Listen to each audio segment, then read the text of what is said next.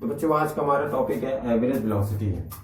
Average velocity किसे कहते हैं? चेंज इन पोजीशन और displacement with respect to time interval is known as average velocity. तो यहाँ पर इसकी एवरेज वेलोसिटी की हम डेफिनेशन लिख लेते हैं। Change the position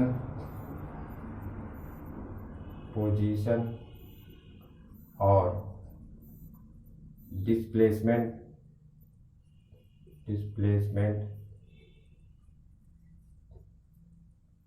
delta x with respect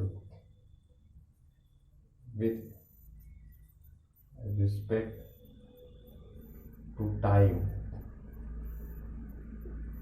interval is known as time interval delta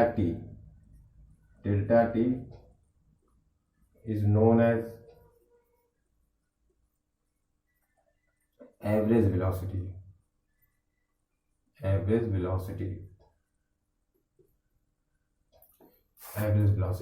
यानी अगर टाइम के रिस्पेक्ट में अगर पोजीशन चेंज हो रहा है तो उसी को हम कहते हैं एवरेज वेलोसिटी, हम उसे कहते हैं। तो एवरेज वेलोसिटी एक वेक्टर क्वांटिटी है, इसको हम डिफाइन करते हैं v बार से। v bar is equal to हम यहाँ पे लिख सकते हैं चेंज इन पोजीशन यानी x2 minus x1 upon t2 minus t1। ये अब इसको हम लिख सकते हैं delta x upon delta t। Change in position with respect to time interval is known as average velocity इसे हम कहते हैं। अब एवरेज वेलोसिटी क्या है? एवरेज वेलोसिटी एक वेक्टर क्वांटिटी, जैसा कि डिस्प्लेसमेंट हम जानते हैं कि डिस्प्लेसमेंट भी एक वेक्टर क्वांटिटी है। इसी तरह से वेलोसिटी इज इक्वल टू क्या होता है? Displacement divided by time interval. तो यहाँ पर ये आपका हो जाएगा एवरेज वेलोसिटी। अब इसका एक एग्जांपल हम देख लेते हैं। मान लीजिए कोई यहाँ पर हम मान लेते हैं कोई ग्राफ है हमारे पास, बीटी टाइम ग्राफ है, एक्सटी टाइम ग्राफ है, या एक से ही आपका टी है, पोजीशन टाइम ग्राफ है।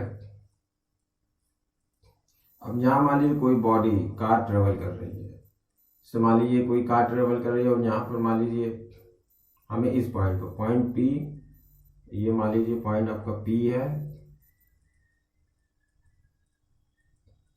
ये मान लीजिए पॉइंट पी और मान लीजिए आपका पॉइंट क्यू है।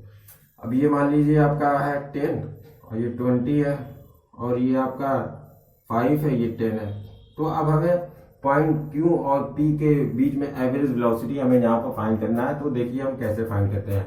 हम एवरेज वेलोसिटी जानते हैं कि v bar is equal to क्या होता है? x2 minus x1 upon t2 minus t1।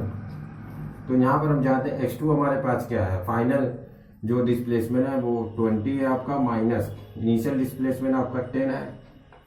इसी तरह से टाइम आपका जो 10 माइनस 5 लेंगे हम, तो यहाँ पर आ जाएगा आपका आ जाएगा 10/5, 5 टू जा 10, यानी जो एवरेज वेलोसिटी है वो आपकी है 2 मीटर पर सेकेंड आपकी एवरेज वेलोसिटी है।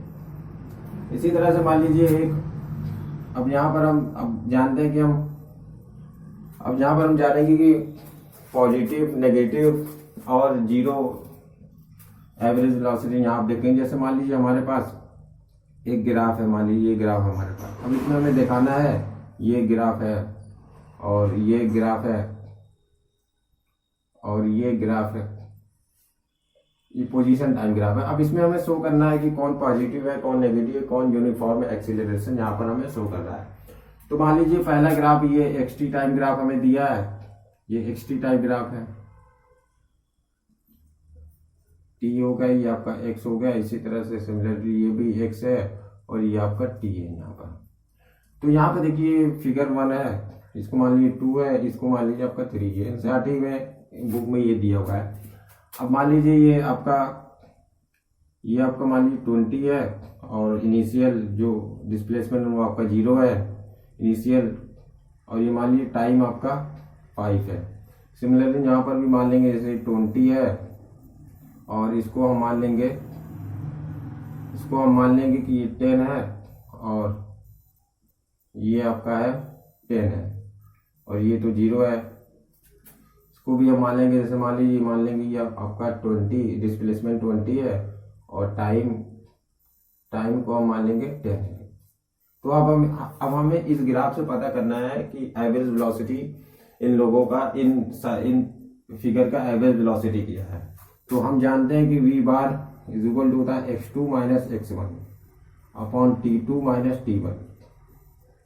तो फ्रॉम फिगर वन से देखिए, फिगर वन में क्या है, फाइनल डिस्प्लेसमेंट क्या है, फाइनल डिस्प्लेसमेंट आपका 20 है, 20 माइनस 0 अपॉन इनिशियल डिस्प्लेसमेंट आपका 0 है। इसी तरह से फाइनल जो टाइम है, टाइम 5 से 0 के बीच में है, यहाँ पर 5 माइनस 0 है। तो एवरेज वेलोसिटी जो आपका हो जाएगा 20 अपॉन 5, तो 5 1 जा 5, 5 4 जा 20, तो ये हो जाएगा 4 मीटर पर सेकेंड। सिमिलरली फ्रॉम फिगर 2, अब फिगर 2 में हम देखेंगे, फिगर 2 से हम इसको सॉल्व करेंगे।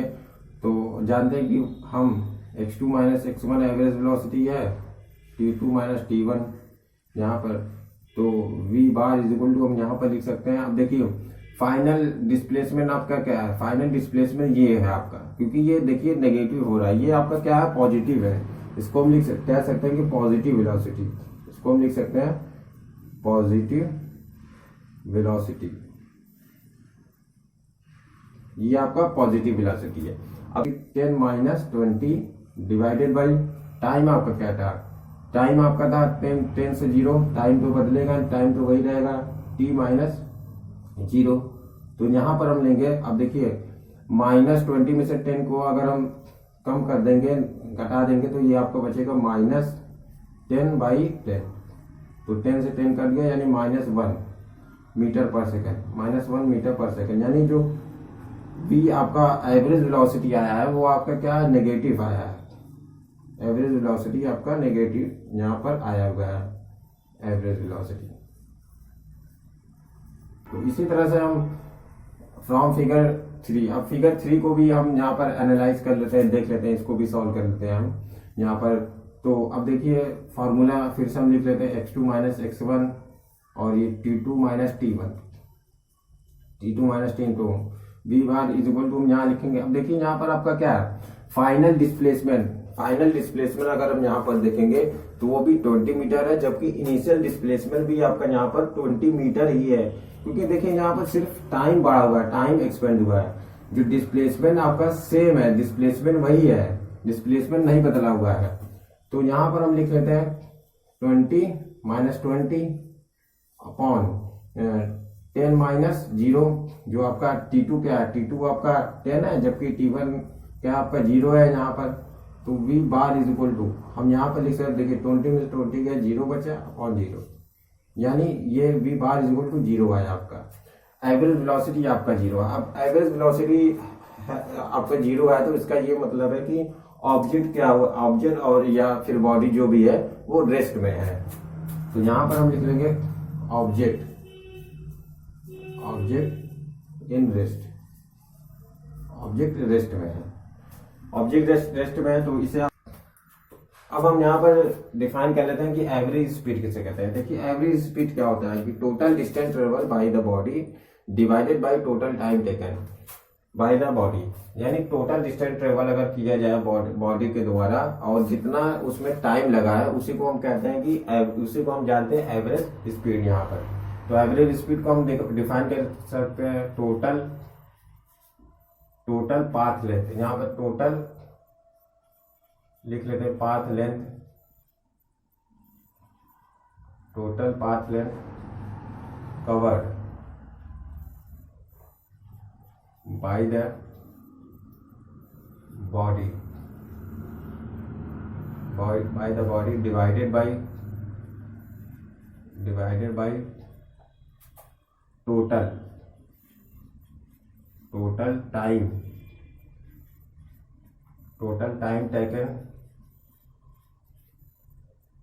Total time taken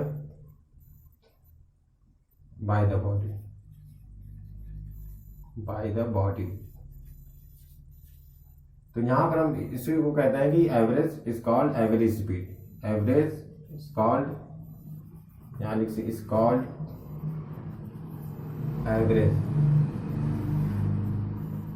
average speed तो average speed is equal to, यहाँ पर इसका formula average speed is equal to total time, total path length, यहाँ लिख सकते हैं टोटल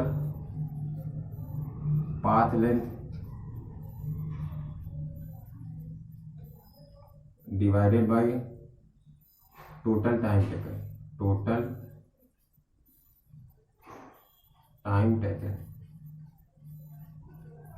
यानी इसका कहने का मतलब ये है कि किसी भी पाथ लेंथ को तय करने में जो जितना टाइम लिया गया है वो उसी को हम कहते हैं, उसी को अगर हम डिवाइड कर देंगे तो हम यहाँ पर उसी को कहते हैं कि हम एवरेज स्पीड के नाम से जानते हैं।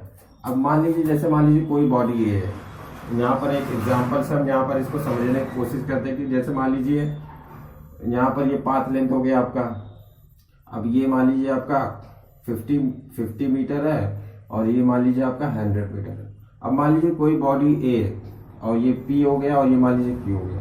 अब कोई बॉडी मान लीजिए O से P तक गया, कोई body running from O to P, कोई बॉडी O से P तक गया और यहाँ O से P तक जाने में जो हमारे पास यहाँ पर टाइम लग रहा है, मान लीजिए वो 10 मीटर है, 10 सेकंड का, सॉरी 10 सेकंड का टाइम लग रहा है। लेंथ ये तो आपका है, ये 100 मीटर है, ये आपका 50 मीटर है।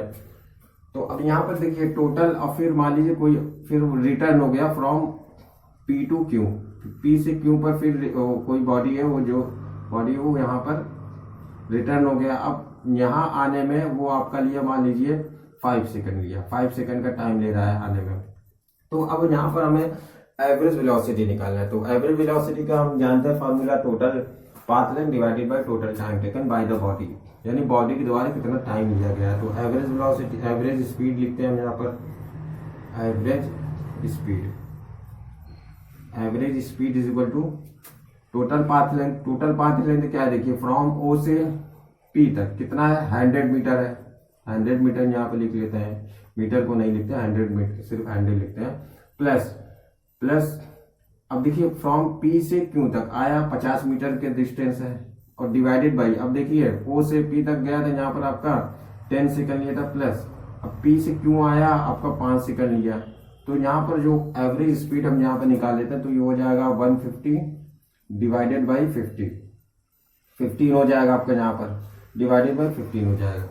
तो अब हम इसको देखिए 15 से 15 करके 10 बचा, यानी जो है आपकी जो एवरेज स्पीड रहेगी वो आपकी रहेगी 10 मीटर पर सेकेंड, 10 मीटर पर सेकेंड, ये आपकी एवरेज स्पीड रहेगी।